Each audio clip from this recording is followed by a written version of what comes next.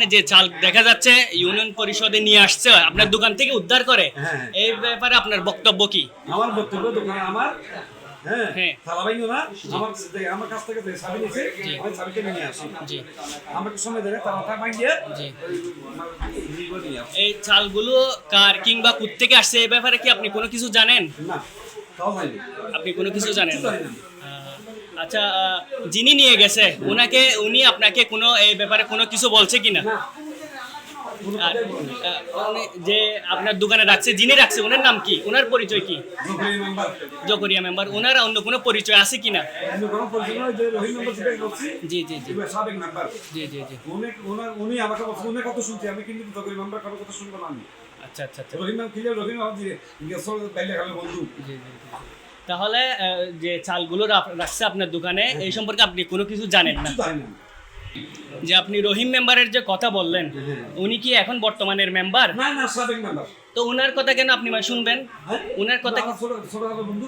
আচ্ছা, উনি আপনার বন্ধু, সেজন্য আপনি ওনার কথা শুনে চালগুলো আপনার দোকানে রাখছেন। আমি চাবি খুলছে আপনি চাবি দিয়ে দিয়েছেন, সেজন্য আপনার দোকানে ওনারা চাবি তালা খুলে আপনার দোকানে চালগুলো রাখছেন। আমি বলেছিলেন আমার সামনে দোকান সামনে বলে। আচ্ছা, এই সম্পর্কে আপনি কোনো কিছু জানেন না? কিছু জানি না। আচ্ছা ঠিক আছে। তার ভিতরে গেঞ্জিবে কথা আছে না। জি জি গেঞ্জিবে কথা আছে। জি। গেছে ওই নাজমুল সওয়াইশি আর দেখি আর সাহারা দেয় আর দেখি নাজমুল সালাম দিয়ে।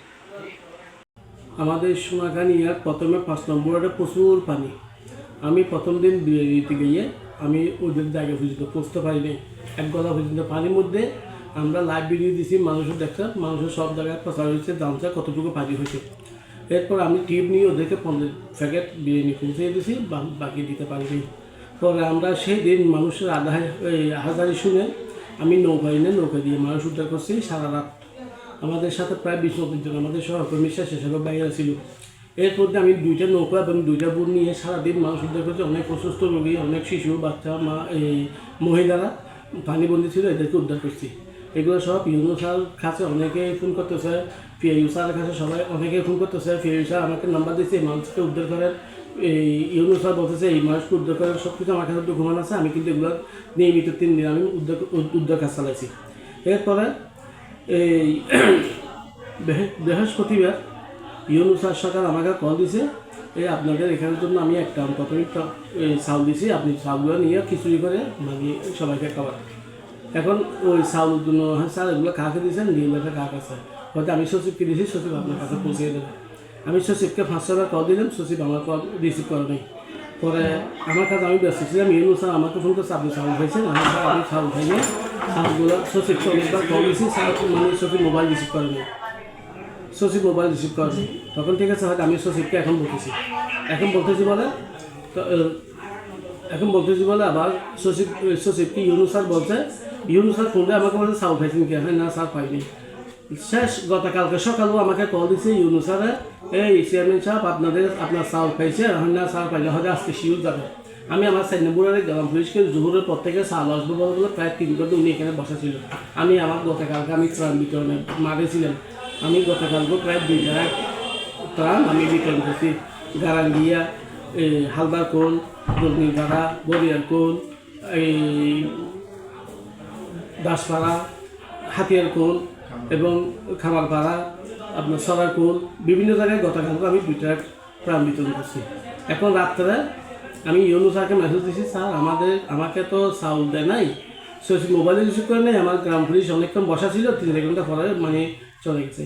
ইউনু স্যার আমাকে আবার ডাকছে, এই চেয়ারম্যান সাহেব আপনি এখন আসেন, এখন আর কতগুলো নতুনভাবে চাউল আসছে, আপনি চাউলগুলো নিয়ে মানুষকে বিতরণ করেন। আমি ওখানে গেছি, যাওয়ার পরে আমার 7 নম্বর ওয়ার্ডের গ্রাম পুলিশ থেকে আমি ড্রাইভার নাম্বার নেওয়ার জন্য জিজ্ঞেস করছি, তখন বলতেছে হ্যাঁ তুমি কোনো চাউল আনছো, এই কারণ আমি সবসময় ওই গ্রাম পুলিশ হাসানকে দিয়ে চলাই। তখন আমাকে বলতে হয় স্যার আমাকে ডাকছিল জকের নম্বর, আমি কিন্তু যাইনি, হ্যাঁ আমাকে একটু উনি মনে হয় চাউল আনছে। তখন আমি বিভিন্ন খবর না ফেলাতে খবর পেলাম উনি এখানে এনে একটা দোকানের মধ্যে চালগুলো রেখে দিয়েছে।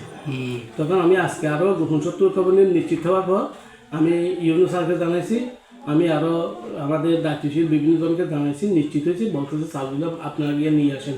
আমি আমার গ্রাম পুলিশ 5 জন সহ ওখানে গিয়ে চালগুলো উদ্ধার করলাম, কিন্তু ওখানে গিয়ে যার দোকানে চাউল ছিল 19 বছর এখানে ঢুকেছিল, আমার টাকা চাবি ওরা রেখে দিছে, এখন কোনগুলো কোথায় গেছে জানি না। কিন্তু চাল আসার কথা একটা মধ্যে 30 কেজি হলে 33 কেজি, 33 বস্তা, 33 বস্তার মধ্যে ওনার দোকানে ঢুকেছে 20 বস্তা। তো 20 বস্তা ঢুকানোর পরে তো উনি তো দোকানে এটা বন্ধ থাকে, এটা গুদামের মতো থাকে, স্টোর রুমের মতো থাকে, উনি তো জানে না চাবি ওদের কাছে, ওরা চাল কোথায় গেছে জানে না। এখানে দেখছি যে অল্প চাউল আমরা খাইছি, এখানে 130 কেজি চাউল খাইছি, মোট 26 প্যাকেট। বাকিগুলো সম্পর্কে আপনাদের কোনো ধারণা নাই? আমাদের কোনো ধারণা নাই কোথায় নিয়েছে, কী রকম করছে, কী করছে আমরা জানি না।